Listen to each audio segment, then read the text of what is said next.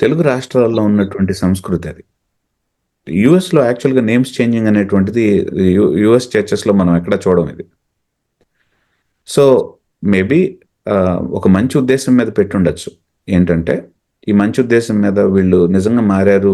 భారతదేశం లాంటి దాంట్లో క్రైస్తవులు తక్కువ మంది ఉంటారు గాబట్టి, ఎక్కువ మంది క్రైస్తవేతరులుంటారు గాబట్టి, ఒక వ్యక్తి నిజంగా యేసుప్రభుని అంగీకరించిన తర్వాత, సమాజంలో గొప్పగా యేసుప్రభు యొక్క నామాన్ని, నేను యేసుప్రభుకు సంబంధించినటువంటి వాడిని ఇప్పటి నుంచి అనేటువంటి సాక్ష్యం ఇవ్వటానికి పేరు మార్చడం అనేటువంటి ఒక సింబల్‌ని పెట్టుండొచ్చు. అందులో ఏ విధమైనటువంటి తప్పు ఉండాల్సినటువంటి అవసరం లేదు. కానీ, దాన్ని ధర్మశాస్త్రంగా చేశారు చూడండి. అది మార్చకపోతే నువ్వు నీ నీ రక్షణకు సంపూర్తి అవ్వలేదనేది చూసారు చూడండి.